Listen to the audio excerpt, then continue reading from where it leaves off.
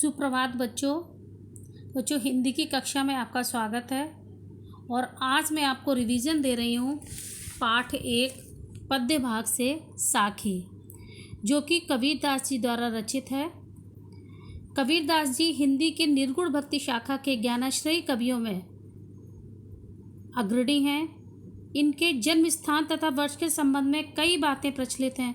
कुछ विद्वानों का मानना है कि इनका पालन पोषण एक मुसलमान जुलाहा दंपति मीन्स पति पत्नी थे, नीरू और नीमा ने किया था।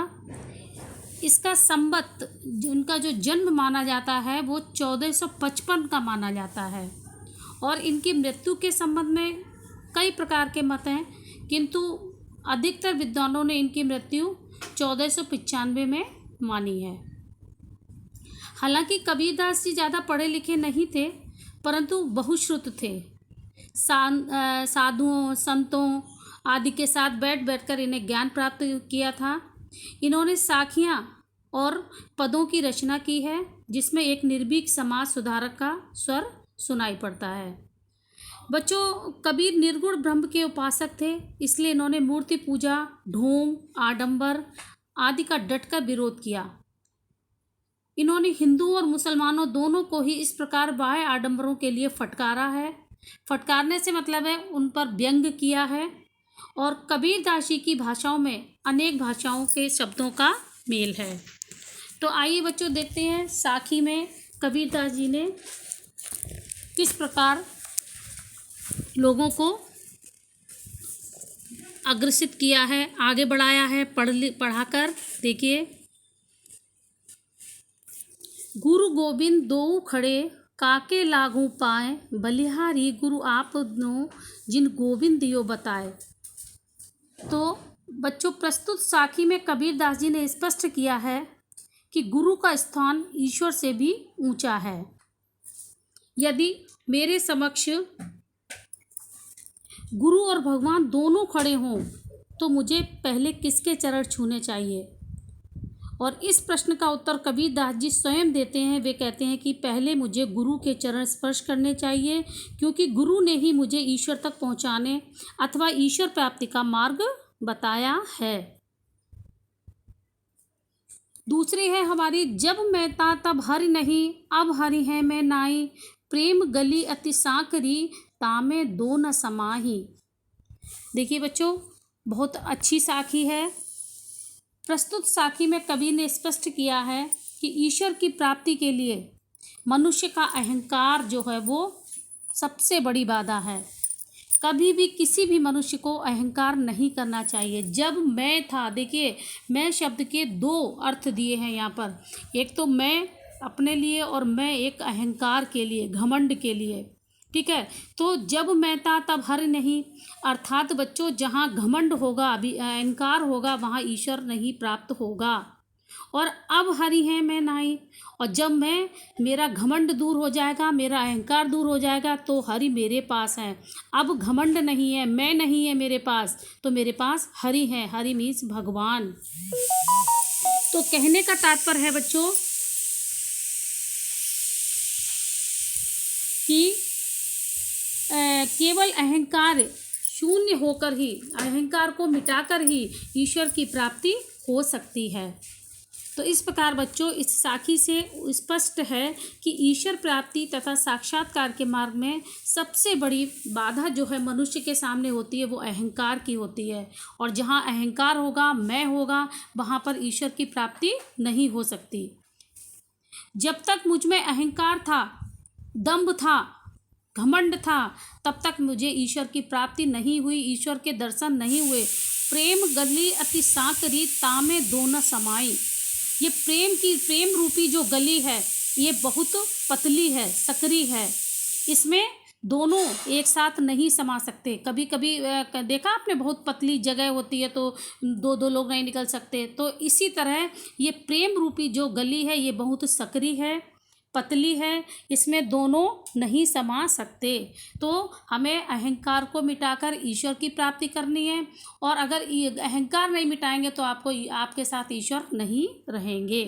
तो कहने का तात्पर्य बच्चों, जब तक मुझ में अहंकार है और मुझे ईश्वर के दर्शन नहीं हुए हैं, और जैसे ही मुझे ईश्वर के साक्षात्कार हो गए, मेरा सारा अहंकार चला गया, जाता रहा। प्रेम की गली इतनी सक्रिय है कि उसमें अहंकार और प्रभु दोनों नहीं समा सकते। नेक्स्ट बच्चों हमारा है, कांकर पाथर जोड़ के मस्जिद लई बनाए, ताचड़ मुल्ला बांग दे क्या बहरा हुआ खुदाए।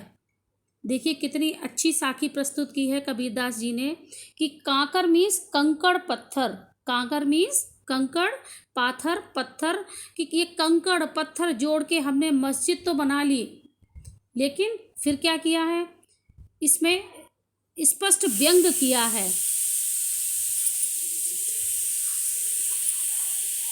कांकर पाथर जोड़ के मस्जिद लई बनाए, ताचड़ मुल्ला बांग दे क्या बहरा हुआ खुदाए। कंकर पत्थर जोड़ के हमने जो मस्जिद बना ली है, उस पर चढ़कर जो बांग दे रहे हैं, बांग मीन्स जानते हैं, जो हम लोग ईश्वर को याद करते हैं।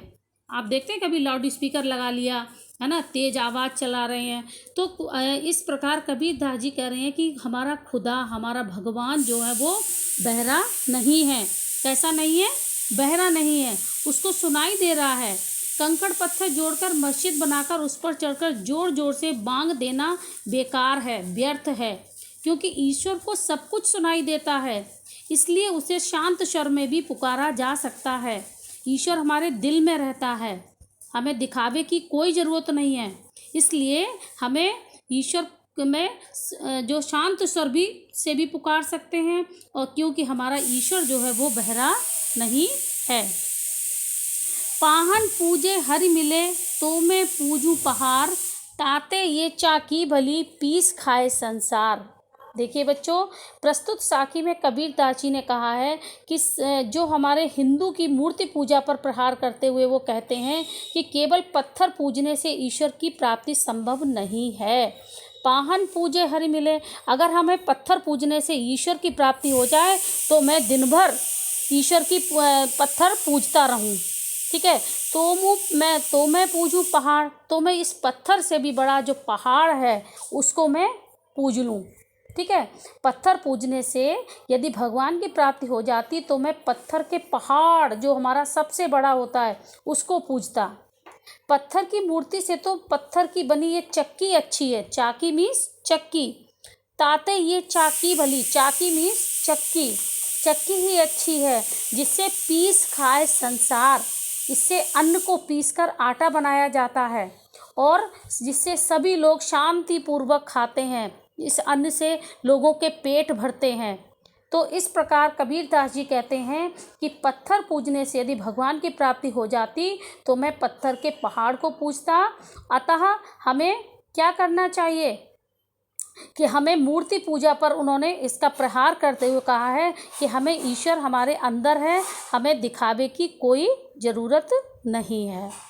नेक्स्ट एंड लास्ट बच्चों हमारा आता है, सब धरती कागद करो लेखन सब बन राय, सात संबंध की मसी करो गुरु गुण लिखा न जाए। प्रस्तुत साखी में कबीरदास जी ने स्पष्ट किया है कि ईश्वर के गुण अनंत हैं, उनका वर्णन किसी भी प्रकार से नहीं किया जा सकता है। ईश्वर हमारे लिए क्या क्या करता है, उनके गुणों का बखान हम अपने शब्दों में नहीं कर सकते, क्योंकि सब धरती कागद करो, कबीरदास जी कहते हैं कि यदि मैं सातों समुद्रों की स्याही, सात समंद की मसी करो, समंद मीन्स समुद्र और मसी मीन्स स्याही, मसी मीन्स स्याही जिससे हम लोग लिखते हैं, तो सातों समुद्रों की स्याही बना लूँ और सब लेखन सब बन रहा है, सभी बनों की लेखनी बना लूँ। लेखनी मीन्स कलम, लेखनी मीन्स क्या होता है बच्चों? कलम। तथा समस्त धरती, पूरी धरती जो है, सब धरती, पूरी धरती का मैं कागज के रूप में प्रयोग करूं। कागज मीन्स कागज, कागज मीन्स क्या होता है? कागज, ठीक है। तो भी क्या होगा कि मैं ईश्वर के गुणों का बखान नहीं कर पाऊंगा, ईश्वर के गुणों का बखान नहीं हो सकता, क्योंकि ईश्वर का रूप अनंत है। उन्होंने हर व्यक्ति के साथ बहुत कुछ किया है, कि तो उनके लिए मुझे ये सब कम पड़ जाएगा। मैं सातों समुद्रों की स्याही बना लूँ, सभी वनों की लेखनी बना लूँ तथा समस्त धरती का प्रयोग कागज़ के रूप में करूँ, तब भी मैं ईश्वर के गुणों का बखान नहीं कर पाऊँगा। तब भी वो कवि कह रहे हैं कि ईश्वर के गुणों का बखान नहीं किया जा सकता। तो उम्मीद है बच्चों आपको प्रस्तुत साखियाँ समझ में आई होंगी, और मैं इसी में आपको एक होमवर्क दे रही हूँ कि आप पहली और दूसरी साखी का अर्थ लिखकर मेरे व्हाट्सएप नंबर पर भेजेंगे। ये आज का आपका होमवर्क है। धन्यवाद।